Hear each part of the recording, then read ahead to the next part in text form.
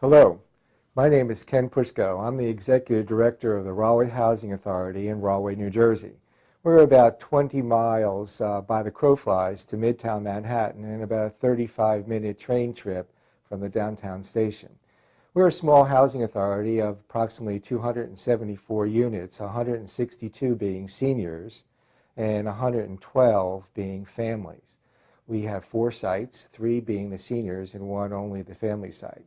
We're a town of about 4 square miles and a population of about 27,000 people. I'm sure you've heard throughout the grapevine that housing authorities of larger sizes have successful energy performance contracting. They're the 10, 50, 100 million projects. But I'm here to tell you in no uncertain terms that small housing authorities can have successful energy performance programs, and size does not matter.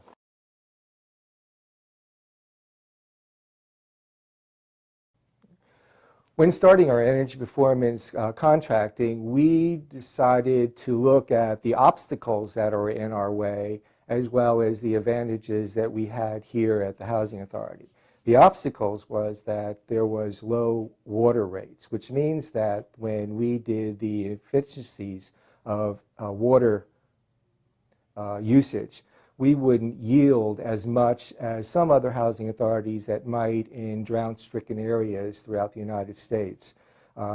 We also had a field office, because we were the first in New Jersey to do an energy performance contracting. Our field office had no prior experience, and so it was somewhat of a learning experience for both us and the Newark field office.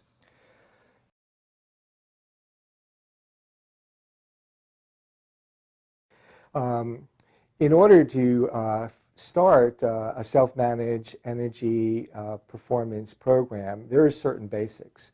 One of which is that you do have to hire a third-party verification or engineer. We reached out and got one that knew, through an RFP process, one that was quite well qualified. You must follow your own local procurement laws, not only federal and state. You have to decide whether you want to freeze that utility or use an add-on. So utility freezing, rolling, base freezing versus an add-on is a question that you have to ask of the engineer or the third-party verification professional. It was quite important for us to be positive cash flow from the get-go. We're a small housing authority with limited resources, and we could not start this program and have a loan taken out by a local bank and have a negative cash flow for a very long period of time. So when we were designing this program, it was very, very important to have a positive cash flow from the get-go and paybacks for the infrastructure. The improvements of the infrastructure was important.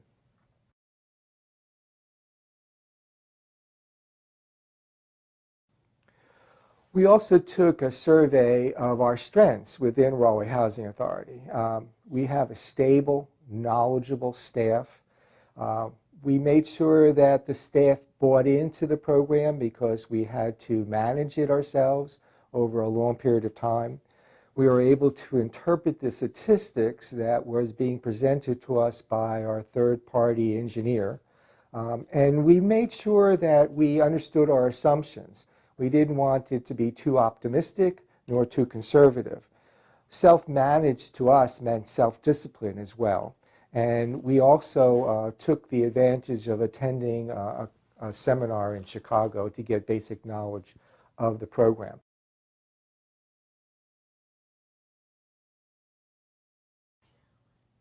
I just wanted to make sure that the small housing authorities knew that there was a newness dividend in all this. It's not just the savings that you're going to get from the consumption decrease and therefore the utility savings. New equipment translates into lower maintenance costs. It translates into lower overtime costs. It translates into less supplies and materials necessary to keep old equipment still running. It also allows the maintenance department to concentrate on the major process we have of residential apartment management.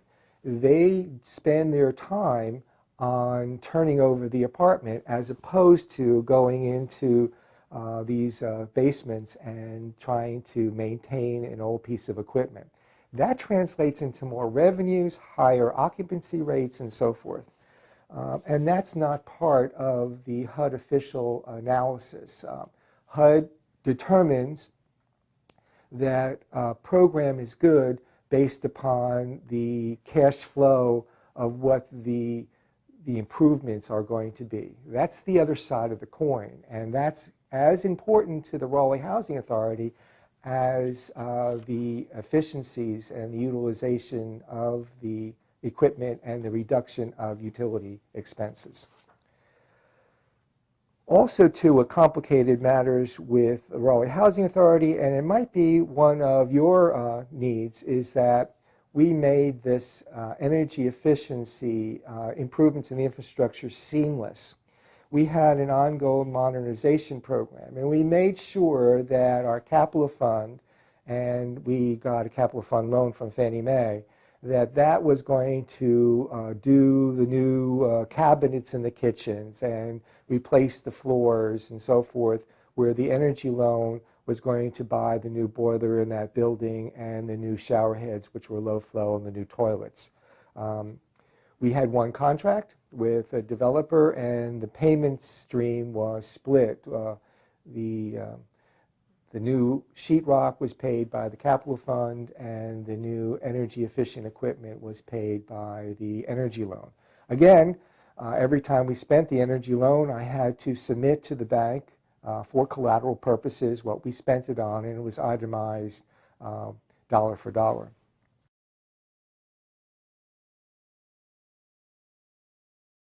Because we were conservative with our initial funding and initial Housing Authority's energy performance program, we again picked the low-lying or low-hanging fruit.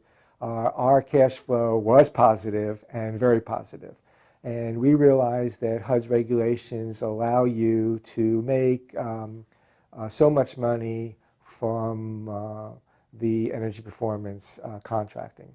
So we exceeded those regulations, and we went back and looked at what we did and why we did what we did, and the reason why we were getting such a high payback. We were conservative.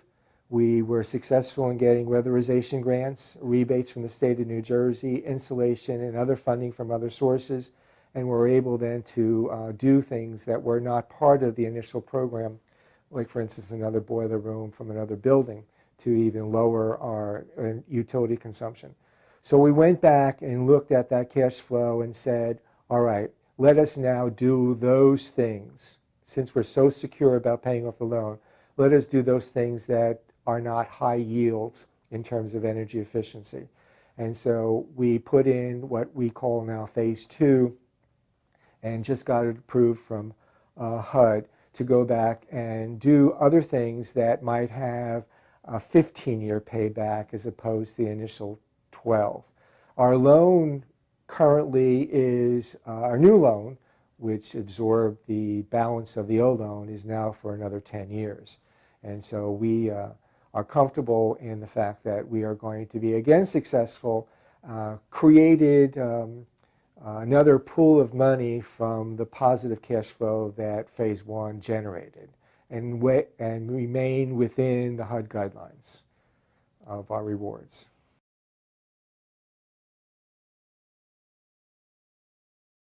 Most of our buildings were over-engineered. They had too large of boiler systems, heating systems. And every time we turned on the heating system, the building would get so hot that the tenants would almost be required to open up their windows, all that lost energy and so forth, and they would become very, very, very hot and uncomfortable. One of the things was that we would right-size the equipment for the building and realize that We didn't want to overheat the building. We wanted to make them comfortable. So that was one of the things that was important to us. We also incorporated in some of the buildings, not all, because we are spread out over many different buildings and townhouses. Air quality control, where the air would keep on moving. You don't want to pump out too much hot air because you just heated it up, but you don't want to have the building to have a sick syndrome, air sick syndrome.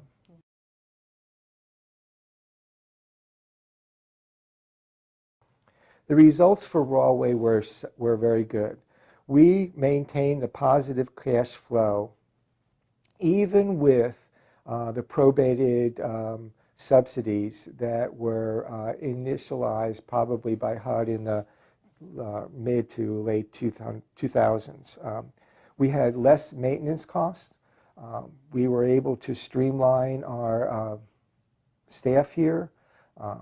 We had quicker turnovers due to the directed maintenance labor, resulting in higher rent revenue, and we had sooner paybacks that we ever thought possible due to some of the weatherization funding that we got from the state of New Jersey.